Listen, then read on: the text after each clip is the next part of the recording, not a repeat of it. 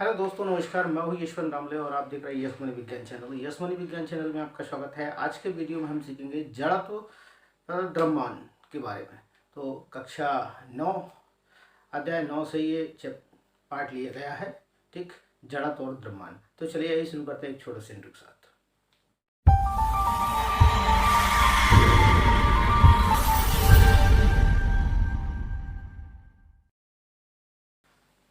जड़त्व तथा द्रव्यमान, inertia and mass. Inertia and mass या जड़ द्रव्यमान से हम यह समझते हैं कि वास्तव में यह देखेंगे जड़त्व क्या है और द्रव्यमान क्या है। तो जड़त्व वास्तव में देखा जाए तो किसी भी वस्तु का कोई भी थिंग्स, ठीक, यहाँ ले लें हम। फर्स्ट में एक बॉक्स यहाँ पर हम ले रहे हैं, ठीक, क्या है। इस बॉक्स की अपेक्षा एक बॉक्स और लेंगे हम, जैसे ये बेलनाकार पात्र हमने लिया है, ठीक। ये बॉक्स मान लीजिए बुक से भरा हुआ बॉक्स है, ठीक, और ये जल से भरा हुआ पात्र है, यहाँ पर देख रहे हैं। तो दोनों में क्या अंतर हमें दिखाई देगा, इनके द्रव्यमान में हमें क्या अंतर दिखाई देगा, यहाँ कहेंगे इसे हम आसानी से, इस बीकर को हम आसानी से हाथ की सहायता से उठा सकते हैं। माना कि ये 200 ml का बीकर है, ठीक है ना, और इसमें भरा हुआ है, और ये लगभग जो बंधा हुआ है वो लगभग 100 kg,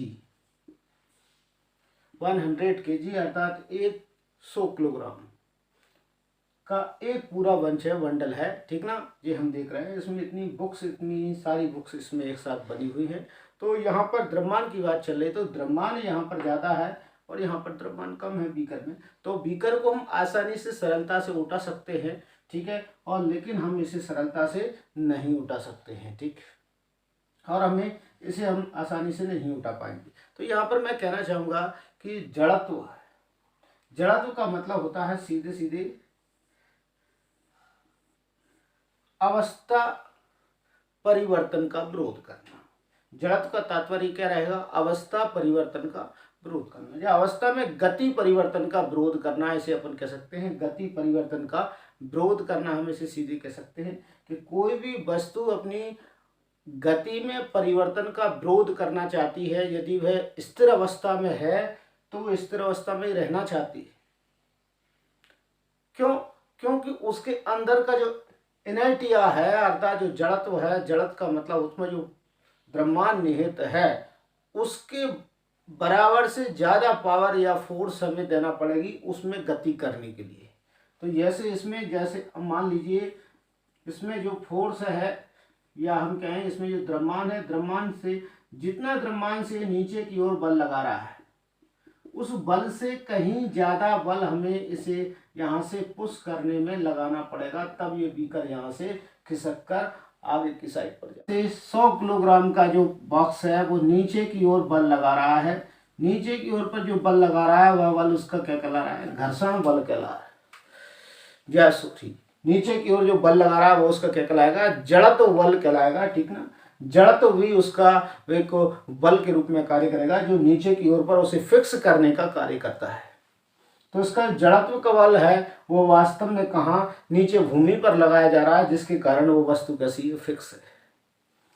और जब इस बल से कहीं अधिक बल हम इसे यहाँ से खिसकाने में लगा दें या इसे धक्का देने में लगा दें, ठीक ना, और यहाँ से 100 किलोग्राम, या ये कह रहे हैं कि यहाँ पर 100 किलोग्राम जो वजन है, ठीक है, और यहाँ पर 100 किलोग्राम वजन, तो यहाँ पर मान लें कि वेट वजन, यहाँ पर मास मान लिया हमने, F बराबर ma पे हम चलते हैं, द्रव्यमान, ठीक है, ए यहाँ पर ले लिया मैंने।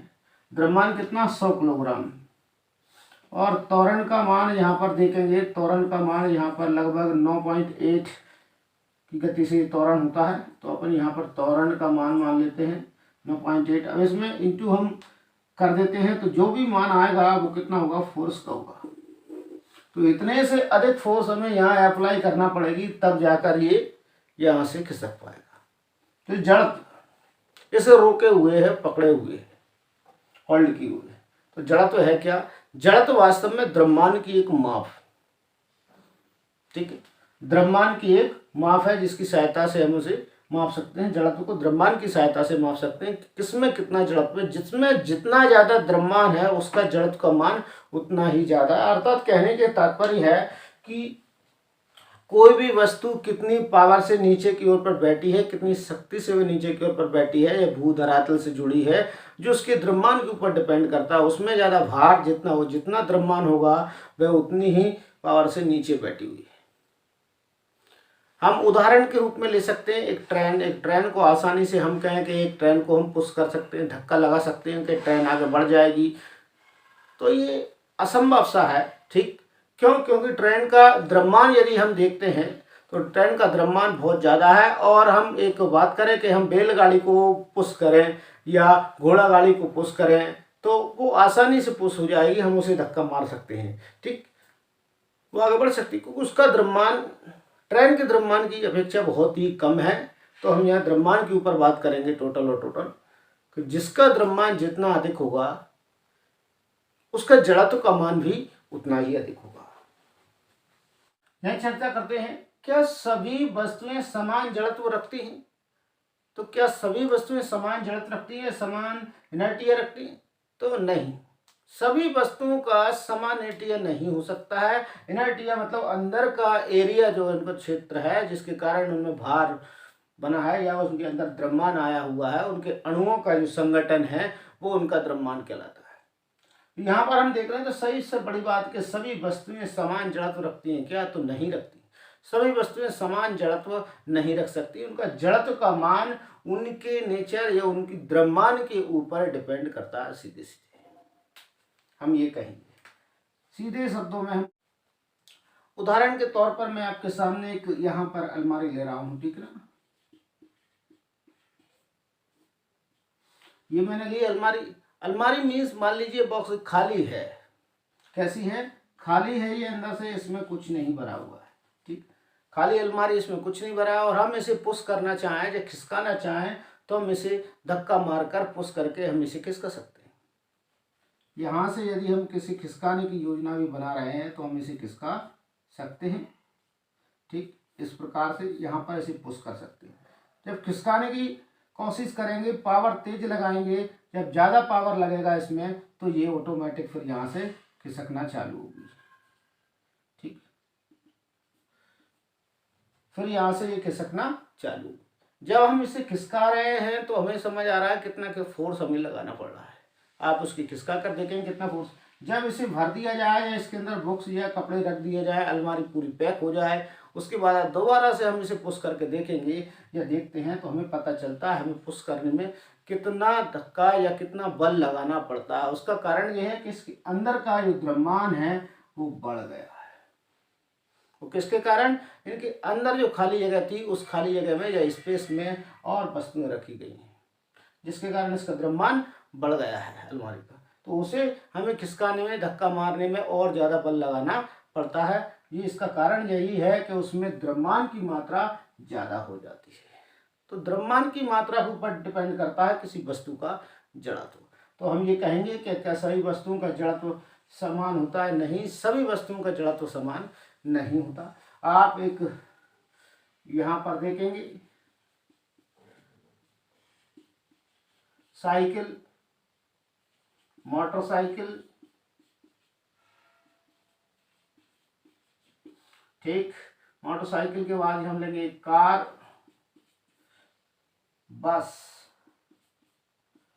आपको कहा जाए कि इनको आपको धक्का मारना है तो आप किसमें सरलता से धक्का मार पाएंगे? ये चीजें खड़ी हुई हैं, इनमें से आप किसको सरलता से धक्का मार पाएंगे? बस, कार, साइकिल, मोटरसाइकिल, तो आप किसको सरलता से धक्का मार पाएंगे? तो यहाँ पर हमारे पास एक ही आंसर निकल कर आएगा कि हम सबसे सरलता से साइकिल में धक्का मार पाएंगे।